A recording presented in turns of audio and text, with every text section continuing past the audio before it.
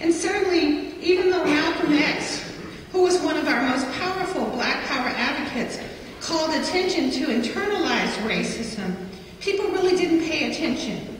More than any other contemporary Black leader, Malcolm X talked about white supremacy. His contemporary fans tend to focus on the angry, iconic image and not on his consistent call for the development of critical thinking and critical consciousness, a call which he named psychic conversion. His insistence that Black people and people of color work on decolonizing the mind, consciously taking steps to unlearn white supremacist thinking, and then his later insistence that white people were able to do the same really went unnoticed. Philosopher Cornel West explains, in other words, Malcolm X crystallized sharply the relationship of Black affirmation of self, Black desire for freedom, Black desire and rage against American society, Black psychic conversion, the decolonization of mind, body, and soul that strips white supremacist lives of their authority, legitimacy, and efficacy, begins with a bold and defiant rejection of Black degradation and is sustained by urgent efforts to expose those spaces within Black humanity. Yet Malcolm's leadership's focus on decolonizing the mind did not have as much impact as his focus on using anger and rage to denounce white privilege. I think that Malcolm's call for decolonization, for changing our minds and hearts, and in looking at each other, as he was fond of saying, with new eyes, has long been forgotten. There has been such a profound equation of Black self-determination with making money that people have forgotten that money is not necessarily the sign of healthy Black self-esteem. I go on in this paper to talk about the recent research that's been being done on the question of whether racism and white supremacy affects the health of Black people. And well, of course, what mostly white researchers are finding is that, of course, it does.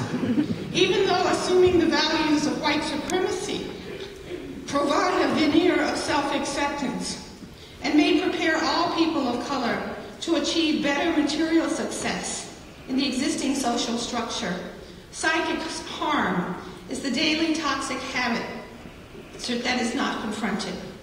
When the diseases that most impact the bodies of Black people are examined, it is evident that class privilege does not lead to better health. In a recent magazine article, Weathering the Storm, writer Ryan Blitzstein begins by stating, African Americans and other minorities get sick and die younger than whites. The long-term stress of living in a white-dominated society weathers Blacks, making them age faster than their white counterparts.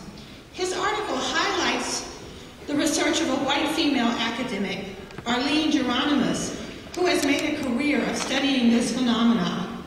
Although Black folks have known for years, hello Black people, that the traumatic experiences caused by facing racist assault or the chronic stress of coping with everyday racism causes health problems, it is only now that more white researchers are looking into it that people appear more willing to listen. As Geronimus progressed in her research, quote, the more she read, the more she began to agree with the radical notion that it wasn't anything inherent to their race that made Black people sick. It was being Black in a racist society.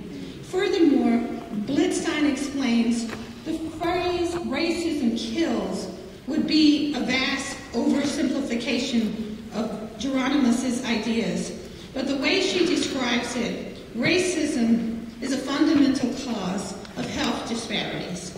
When the term racism is used, it continues to evoke for most folks notions of overt assaults and discrimination. Using the term white supremacy allows for the exposure of all the covert and insidious ways coping with trauma and stress create disease. In his really wonderful but insightful book, Emotional Longevity, Norman Anderson, What Really Determines How Long You Live, explains, not only do race and ethnicity shape many of our life experiences, they are powerful indicators of longevity. Although many differences in health and longevity are evident between racial and ethnic groups, perhaps the most striking example is the health differences between blacks and whites. He writes, compared to whites, blacks suffer higher death rates from nearly every illness, including heart disease, cancer, diabetes, cirrhosis of the liver, HIV and AIDS, as well as homicide.